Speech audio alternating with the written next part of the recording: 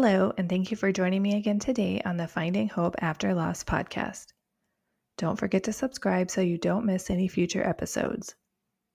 You can really help the show reach more loss and infertility families by taking a moment to leave a positive review or rating on Apple or Spotify. Check us out on Patreon for exclusive bonus content. Just go to patreon.com/Finding Hope After Loss. You can also check out more information about the episode in the show notes at journeyforjasmine.com. I wanted to take a moment to share about an amazing thing I recently found that helps keep track of all of your important moments and memories in a very unique way. Ash and Dust Woodworks has created a memory ring where you can customize the important things that happen each year. Just as tree rings show growth in a tree, these memories show the growth of you as a person, a family, a business, or whatever else you want it to represent. There are several customization options, and you can continue to add on rings as your journey continues. Check out the link in the show notes for the Ash and Dust Kickstarter campaign. You definitely don't want to miss out on getting one of your own. Today, I am talking with Jen. She is a mother of two, including her baby who was stillborn at 37 weeks, and her living rainbow baby. In this episode, she talks about the importance of being educated on fetal movement and the support that lost parents need both during and after a pregnancy or infant loss. Hello, everyone. Today I am here with Jen. Jen, can you tell us a little about yourself? Of course, Sarah, I'm so thankful to be here. I'm so thankful to spend this time with you and with the listeners. I am a mom, first and foremost, to two children, one who lives in heaven and one who lives in my arms. My first son, baby Regalski, was stillborn at 37 weeks in April of 2023. And my second son is my living son, Drew. He was born in June of 2024. Other than being a mom, I also have a dog, a beautiful husband, and we live in Massachusetts. We do experience all four seasons, and it is fun when we can get outside and play, and we like to be in our garden and outside. And other than that, I work 15 hours per week for a nonprofit that specifically supports moms and parents or all people, bereaved people surrounding pregnancy and infant loss. And prior to that, I was an executive assistant at Mass General Hospital. So I kind of hung up my corporate hat when my baby passed away to work strictly in the nonprofit world of supporting other bereaved parents. And when I'm not dedicating my time to the parents of this organization, I do a lot of advocacy work. So first and foremost, I'm a mom and I parent both of my children equally. I know that's really kind of odd to understand for a lot of people, but I parent both my living and my son who passed away equally. Just when I parent my living son, it's very obvious. I'm riding around, running around chasing him on his balance bike and doing those kinds of things and dropping him off and picking him up. And when I parent my child who passed away, it's through going to the Massachusetts State Capitol and advocating for maternal health. And it's through talking to other bereaved parents, whether that's a coffee over just listening to someone who really recently experienced the loss. I count those hours as parenting my son who lives in heaven. Yeah, absolutely. I think people who have never been through loss don't understand that we do still parent our children, even if they aren't here. And just like you said, it just looks different, but it doesn't mean that we're not still their parent and still trying to actively parent them. That's right. Every day in some way. Yeah. So do you mind sharing a little more about your loss? Of course. So baby Rogalski was a very welcomed pregnancy, but a surprise. He crashed our wedding. My husband and I were married in August of 2022, and I was 6 weeks pregnant at my wedding, and only like a handful of people knew under this big white tent. It was so awesome that we had this little secret. So he crashed our wedding, and then we had an awesome pregnancy. My honeymoon, he tagged along at an all-inclusive where I was not drinking, and that was a bummer, but of course, a very, very fun experience. We had a 20-week ultrasound that we learned that baby Rogalski and I shared what's called a single artery umbilical cord or a two vesicle cord. So one artery, one vein. It's typical to have two arteries and one vein. And I didn't know that But I was assured at the time that this is a variation of normal. This can happen. The baby looks great. Everything is great. You don't need to see MFM. You don't need additional monitoring. Well, we will keep a close eye on you, but baby looks great. And so that was my 20-week anatomy scan. So a little bit of a red flag. And then moving right along, around 32 to 33 weeks, his amniotic fluid started to decrease. So it was, I think the normal range of amniotic fluid is like 5 to 20, and don't quote me on that. We were always hanging around a 10, and then it dipped to a 9, and then the next week it dipped to an 8, and then the next week we never made it to our ultrasound. So we did have a red flag that his amniotic fluid was a bit off. But again, I felt great. I passed my diabetes test with flying colors. I don't have any, when you look at my medical history, there's no reason why I should have been marked a high risk pregnancy. So I wasn't. And what I want to share is that 3 days before baby R, we learned that baby R didn't have a heartbeat. I did feel a definite change in his fetal movements. And so now I speak very loudly about monitoring fetal movements during pregnancy because yes, I was aware that his fetal movements had changed, but I jumped on Google and it said babies can run out of room, which is clearly very, very wrong. I want to highlight that is very, very wrong. And I said to my husband, who had been at every single one of my prenatal appointments, thankfully, I feel very lucky that he was at every single one. I said to him, I'm just not feeling the baby move quite as much. And he said, something along the lines of, I'm sure we're just getting close. Like, this is great. And we went along our day. That was a Thursday. And of course, I remember these days picture perfect, right? So I know that was a Thursday that I said that to my husband. I went off to work in the city. Like I said, I was working as executive assistant, really busy. And by Sunday, I didn't feel my baby moving at all. And I called the doctor. We went in and they did a ultrasound where the nurse did confirm the I can't find a heartbeat. I believe your baby has passed away. I'm going to go get the doctor now. So we learned that he had no heartbeat at a non-scheduled ultrasound in labor and delivery at the hospital where I was planning to deliver.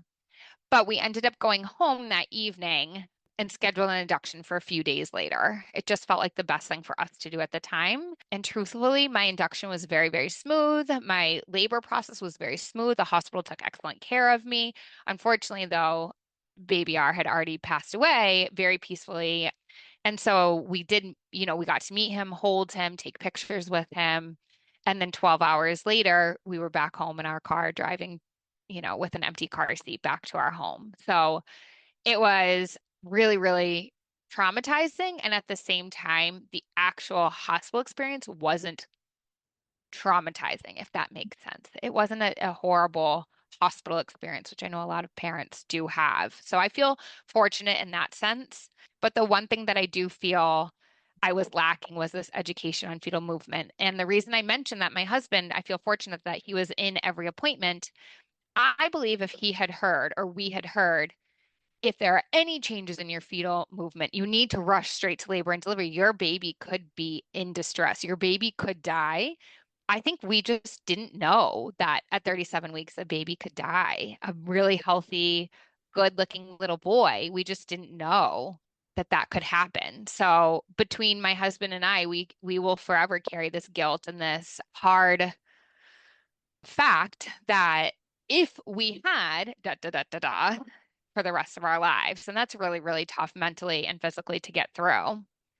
So I think that's all I want to share about Baby R. We love him so much. And we had his ashes turned into a diamond, which I think is unique.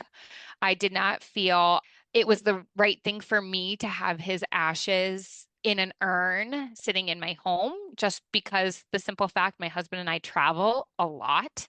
And I wanted him to come everywhere we went as if he was my living son and would have come everywhere we went. And so there was a Shark Tank episode where they featured a company that turns ashes into diamonds. So we actually did that. It was a year-long process. And now we have his diamond. It's set in a ring that I wear on my hand every day. And he comes everywhere with us. And he's definitely part of our family. And we speak about him and include him in, holidays and big events and big days. But he's so, so very missed. I think that is so cool. I've actually never heard of like ashes being able to be turned into a diamond. Did Yeah. you have to send, I mean, just out of curiosity, did you have to send like Yeah. all the ashes or is it just a small amount or how do they do This that? is a really great question, and I love to talk about it because I am also the only person who I know who has done this. Actually, that's not true. As of last week, I saw one other mom on Instagram who did use the same company that I used for her daughter. But I believe her daughter was a living child. Not that, baby R was living, but I think her daughter might have been too. So what happens with this process is this company, it's called Eternova. They send you a package, and inside of that, it's like a beautiful, like really, really elegant box. Inside the box is a collection container for ashes, and they ask you to measure out a certain amount of ashes because they do use adult ashes and baby or even pet ashes, that it's a certain amount that you measure.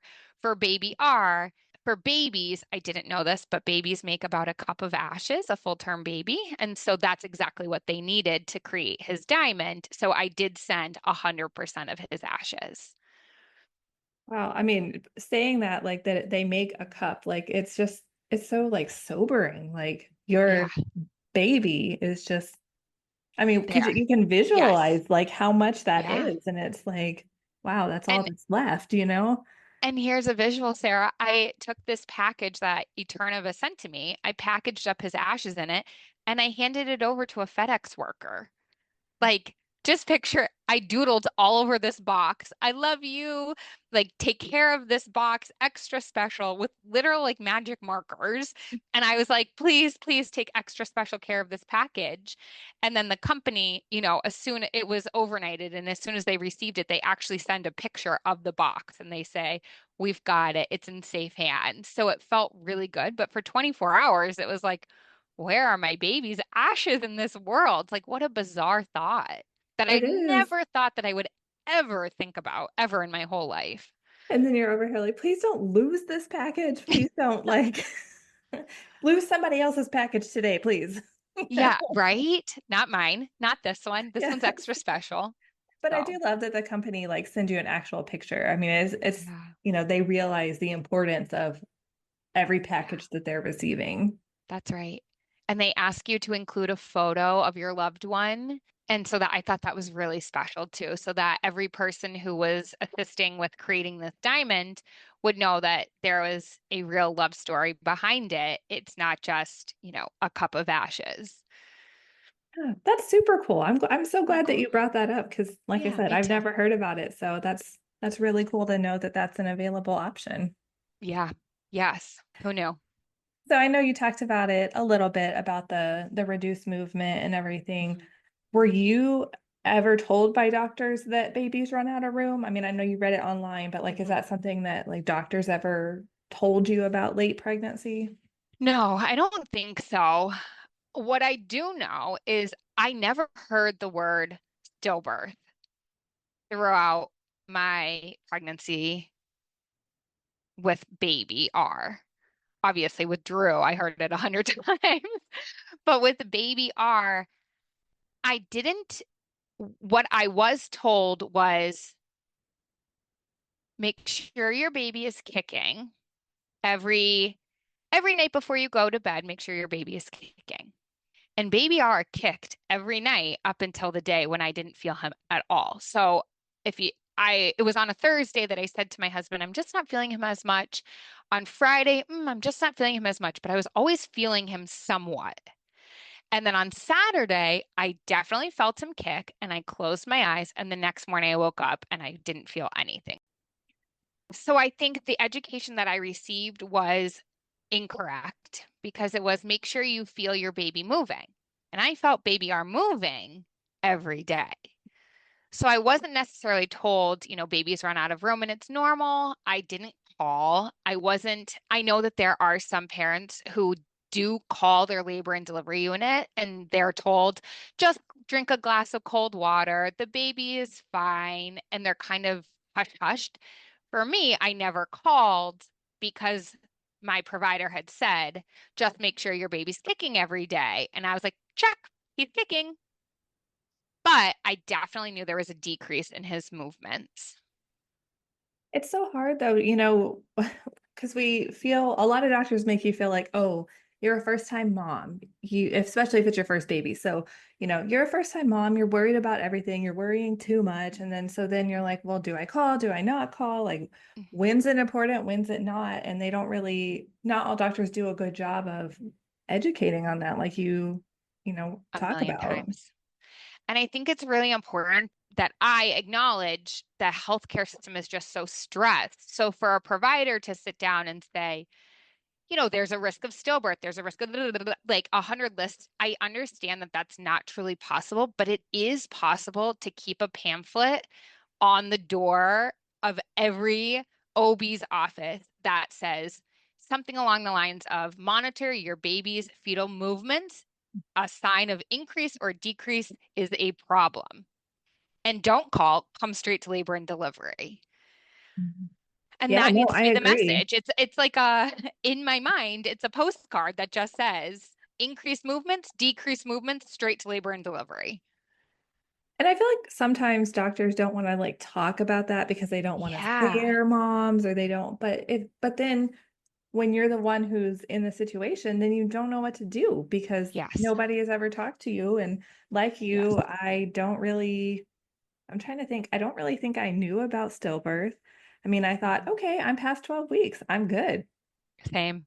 And then, it Same. didn't happen like that. And Yeah. so then we're kind of caught between not wanting to scare everybody and Yeah. not having anybody be prepared when they're the one who has that happen.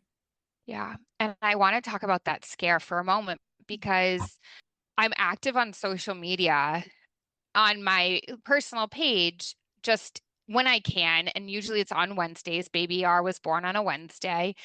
I post education about fetal movements or about stillbirth or about the fact that, every pregnant person in America knows not to eat unpasteurized cheese and eat deli meat sandwiches. But what's the data behind that? It's actually not as strong as anyone thinks.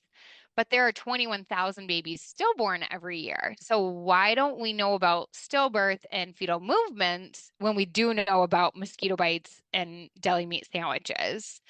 It just seems a little backwards to me. So those are the kinds of things that I post on my social media. And I know people have reached out to me and said, I'm really thankful that you posted this because I went to labor and delivery and got checked out, Jen.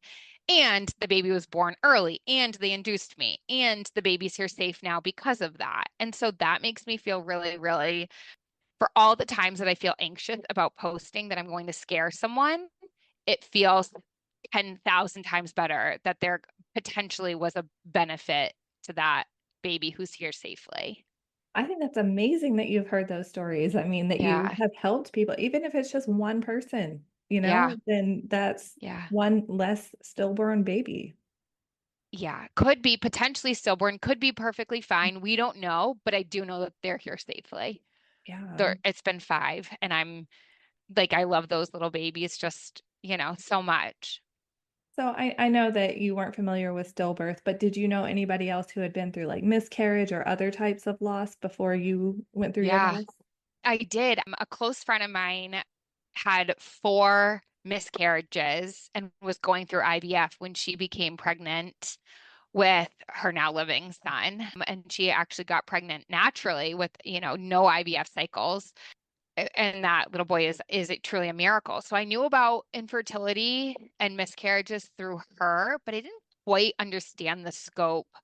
And I don't think unless you're part of this really horribly sad club with the best people, you don't understand. Like a miscarriage could mean that this is graphic, but that you go to the bathroom and you're holding, a 2-inch baby in your bathroom. And now you have to live in that bathroom for the rest of your life. And, who do you even call to tell that this is an experience that you had? Where's the support? Where's so while I think we're coming around, quote unquote, like more and more people are talking about miscarriage and about stillbirth and pregnancy and infant loss, and truly pregnancy loss. Infant loss is separate, I think, in this discussion. It just wasn't talked about, I don't think, as much in 10 years ago as it is now because of social media, because of, emphasis on maternal health, because of emphasis on mental health. So, yes, I did know a few people who had experienced miscarriage, but I don't think I understood the depth of their pain until I experienced it myself through losing baby R, through his stillbirth. Yeah, I think feel the same way. Or I mean, I know I do that I just didn't understand how Yeah. horrible it is. You're like, oh, okay. All the things that people Yeah, think like, well, they weren't that far along, so it can't be that bad or, exactly. things like that. And now I'm like, oh my gosh, how could you have ever thought that? But you just don't Yeah. know until Yeah. you've actually been there. So I Yeah. don't think most people are trying to be heartless. I At just think all. they don't get it. Yes. I think people don't understand the loss of something that, like a pregnancy loss, is a loss of first birthday, a loss of a family vacation with four, a loss of da da da da da da da. It's not so much a loss of memories with this person, which is what a lot of people associate grief with. So it's hard to understand.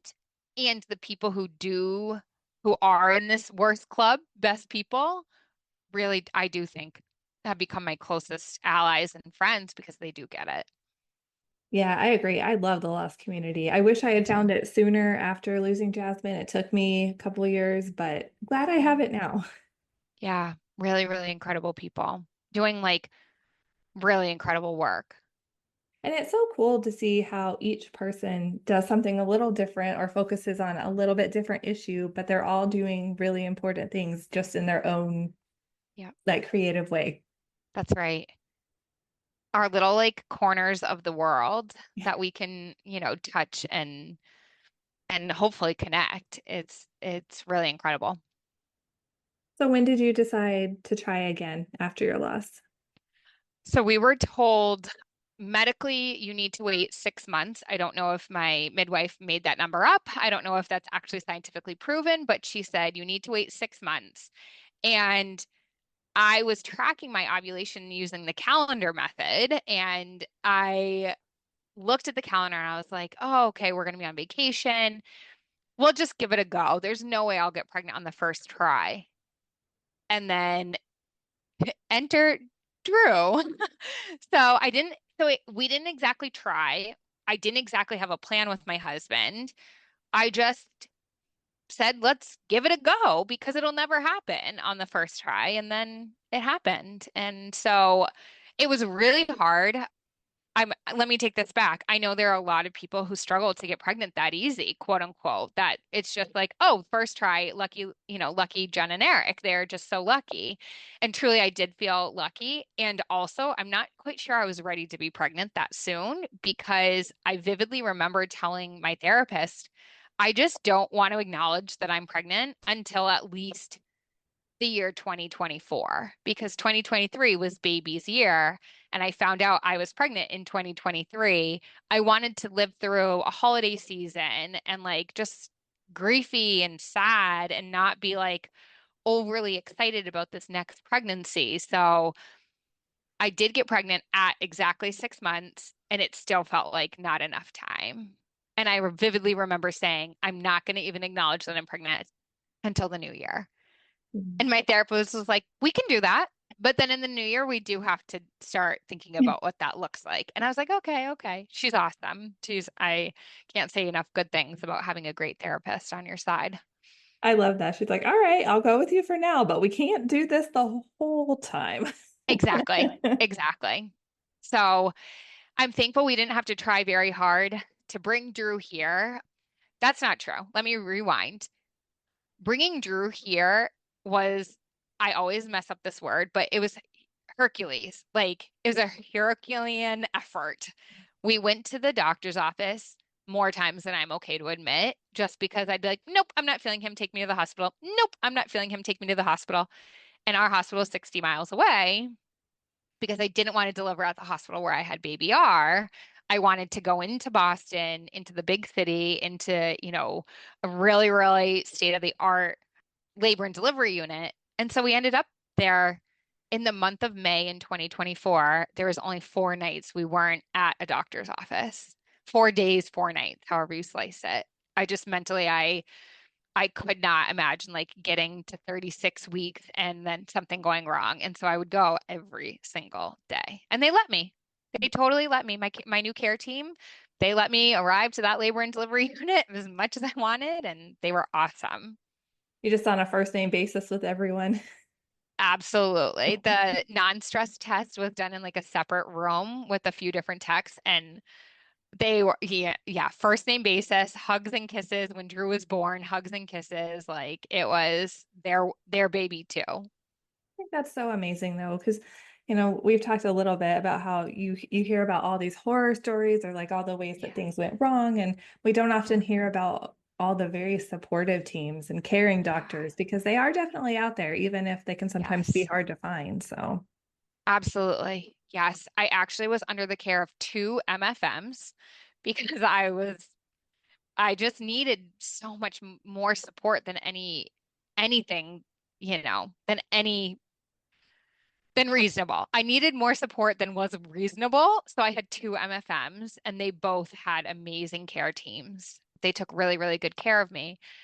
The long-term vision would be to bring, a rainbow clinic or a pregnancy after loss clinic to the Boston Metro West area. Unfortunately, there isn't one that exists right now, but I'm thankful I was able to find two care teams that treated me. I think they might tell you we treat all of our patients this way, but I think they treated me above and beyond, if that makes sense. yeah, that's definitely something I'd love to see in the Dallas area too, because we Yeah, don't have any that I know of. I did a search once and I didn't really see any in Texas at all. Like, yeah. and it's definitely something I think that's needed in every state because it's Hmm. just not the same as a regular pregnancy. It's just not.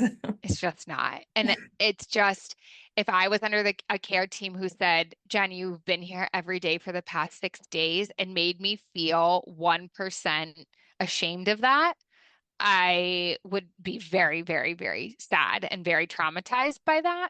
Thankfully, although I wasn't at a rainbow clinic, no one said that to me. They did not, they just kept saying, keep coming, keep coming. We're going to get that baby here safe. You don't worry. Now, the problem is my husband and I are thinking about our next pregnancy. And with a living son who's a year old, I just don't know what we're going to do. And so it might be that we don't go to Boston for our next delivery. It might be that I find a whole new third care team. It's just really, really uncertain. And I think that's where support groups come into play. And I want to put a plug in for like how important support groups have played in my life, both like a stillbirth support group on Zoom, followed by a pregnant after loss support group. And now I'm part of a parenting after loss support group. And there is another support group that this organization that I actually am employed by runs that's it's called subsequent choices. What's your next step? What's your, let's talk about what's next for you. And it's just so important to have a space to chat with other people who've been in the same or very, very similar position as you. Do you want to talk a little bit about the organization? Yeah, so Empty Arms Bereavement Support is based out of Western Massachusetts. So my hometown is physically dead smack in the middle of the state. So an hour to Boston and an hour out to the Amherst area, if you've heard of UMass, that is in the western part of the state. That's where Empty Arms is. It's a very like liberal, very open arms type of place. I know that sounds funny because the name is Empty Arms, but it's very accepting. And I'm not talking about the organization, the entire like community of Western Mass is very like go with the flow type of like love everyone, daisies and, granola type people. So it's very different than Boston, which is like city, uptight, like by the books. And so it's interesting that in this tiny little state of Massachusetts, we have, both of these unique communities where if you go east, you've got true Bostonian cities type people. And then if you go western, you have these like very laid back and like just really chill type people. So after my loss, I had this horrible identity shift where I'm not a mom, but I am a mom. but I don't want to go work in the city, but what am I going to do? And so I ended up joining an empty arms support group and fell in love with it almost immediately after my loss. Unfortunately, the information that I was provided with at the hospital was just not great. It was, the sad folder of death that, I never even opened. And when I actually got home and was Googling and Googling and Googling at 2 a.m., like support groups, infant loss, parent needing support, I found Empty Arms through this like mad Google search. And I submitted an inquiry form, and the form literally reads, I went back and read it now that I'm an employee, and it says, I don't know what I need, but I know I need help. And I reached out, and the director, the founder said, I think you would benefit from joining our stillbirth and early infant loss support group. We meet on the fourth Wednesday of every month from 7 to 9 on Zoom. Here's the link if it sounds like something you might want to do. Come and join us. And I joined and I never left. I did end up going back to my executive assistant position, but when I was pregnant with Drew, I I was still working as an executive assistant within the back of my mind that I wasn't going to be able to sustain working in Boston, and how would that look and what would that look like with a living son and an infant who passed away. And so about 4 weeks before my maternity leave was set to end, I reached out to the director and said, by any chance, do you have room in your books for a part-time employee? And she said, I do. I have space. I can take you on my books. I'm in need of someone to help with this special project or these special projects. And just like that, I gave my notice at my previous employer, and I joined Empty Arms. And the thing that I want listeners to know about is that Empty Arms supports parents in three ways. Yes, I am working, on an operations on some special projects, but the main goals and the main things that Empty Arms does is support parents, one, at the bedside, two, after loss through support groups, and three, we do provider educations through professional development and CEU courses. We are an accredited bereavement education team. And so I think it's really unique that we support parents at the beds. It's this three-tiered system I think is really unique, especially the piece that's supporting parents at the bedside, where we are able to go into, we are approved and I guess as vendors to go into hospitals and sit with parents with their infant who has passed away and help them and hold them and bathe them and sing to them and show them that you don't have to rush out of the hospital. You can hold this little baby for, 12, 15, 24, 48 hours as long as you want. And we're here to show you how that looks because we know you have no idea what that looks like because we knew when our babies passed away that we had no idea what to do. And I so badly wish that I had delivered baby R at a hospital where Empty Arms parents were or the companion program was. But unfortunately, because I'm in a different part of the state, I didn't have a companion at my bedside. And I do think the hospital did the best they could, but this companion program is just miles above and knowing how to just love on that little infant for as long as you have them before you have to say goodbye.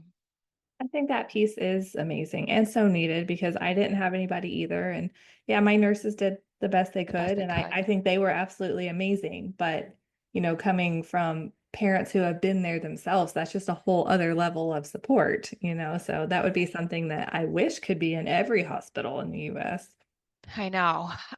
We're working now to bring pieces of the program to the other parts in Massachusetts, and it's 100 years away where we would have bedside support in every hospital, peer support. One, it takes a really unique parent to be able to go into the hospital and hold infants that have passed away. And truthfully, I am not a companion. I don't go into the hospitals myself. I think if my director ever asked me to be trained and shadow her on, some hospital visits, I would, but I haven't done it yet. So we'll get there eventually. And there's a plug that I hope to say that stillbirth rates will decrease. And so the need for people at the bedside will hopefully also decrease. That, of course, we can never take away 100% of miscarriages and terminations for medical reasons and stillbirths. Never will that ever be 100% eliminated. But instead of 21,000 stillbirths a year, might there only be 10,000? Yeah, I think so. In 100 years, that's the plug where we need, the advocacy work, driving the education of fetal monitoring, fetal movement monitoring, and the healthcare providers educating their patients has to come into play. So, while yes, I hope that there is a day where bereaved parents sit at the bedsides with all other bereaved parents so they're not alone, maybe it won't even be that needed, right? Pie in the sky, That's a good goal. I like that goal. right? Me too. I like thinking that one day the rates will decline and we will see the needle move. And the organization does have some national groups as well. Yes and no. So we nationally do reach parents for specific loss types. So let me take a step back. Empty Arms has 14 support groups monthly. Those support groups are very unique, purposeful support groups. So there's miscarriage. And we don't necessarily put definitions on each one of the support groups. We let parents decide, but we do have a miscarriage support group, a parenting after loss support group, a parenting older living children support group, which is unique. And the reason I say those ones that I've mentioned so far are close to the state of Massachusetts and truly those people who are within driving distance of our headquarters. So there are some folks who are in like Western New York that do join because they're actually closer to Empty Arms headquarters than like me in Central Mass. But the national reach that we have is for very specific populations who might not have the support that they need in their own state or county. And that would be Black, Indigenous people of color support group, LGBTQ support group, and then termination for medical loss support group. So if there are any persons who are listening to the support group and fall in one of those three categories anywhere in the country, they are welcome to join our virtual support groups monthly and get support with other peers, whether they're here, there, California, Massachusetts, Florida, Montana, doesn't matter. I think that's awesome. I love that, you have it for those specific groups because I feel like you can find miscarriage groups, stillbirth groups, things like that. But the Yeah. ones you mentioned are a lot harder to find that kind Yeah. of support, especially in some states that don't always support these things. That's right. That's right. And that's why our director was very strategic and very thoughtful in saying we are closed to mostly the state of Massachusetts, except we know there are people who need support and the need is there. And the numbers, of people attending our support group shows that the need is there for the national reach on those three specific support groups. So, is there anything else that you'd like to share or add or talk about? I could talk about Baby R for hours upon hours upon hours. I'm really thankful to learn and to meet other parents who are going through, their really darkest days. And what I think I'd like to leave people with is I was telling you before we turned on the recording that very early in my grief days, I learned about this analogy that you carry your grief. And if you picture it as a stone in your pocket, that stone starts out very large and very sharp and very painful. And every time you put your hand in your pocket, which is a million times a day, it hurts and it pokes you and it doesn't feel great. And it's the only thing you can feel in your pocket. And as days and months go on, that stone, the edges begin to soften, just like as if you were a stone, on the edge of the water, it gets rubbed down from your hand touching it and holding it and touching it and holding it. And then you don't put your hands in your pockets as many times because you know it's there, but it doesn't hurt to touch it. It doesn't hurt to carry it. It's actually a smaller stone. It might feel a lot different. And that my very first support group, somebody said, I'm here to tell you that 2 weeks looks a lot different than 2 months. And that sure as hell looks a lot different than 2 years. And so whenever I speak about Baby R, I do say that 2 years feels a lot differently than 2 weeks did. And those really early days are were really hard for me, and I'm okay. And that stone in my pocket doesn't hurt every time I touch it. And I love speaking about Baby R. And I think that there's purpose and plans behind his life and his death. And I'm really thankful to have shared a piece of my story with you today. Well, I want to thank you so much for coming on today and sharing everything with us. Yeah, it's awesome. Thanks, Sarah. Don't forget to subscribe so you don't miss any future episodes. If you like the show, please take a moment to leave a positive review or rating on Apple or Spotify. Thank you so much for tuning in, and remember, we are all in this together.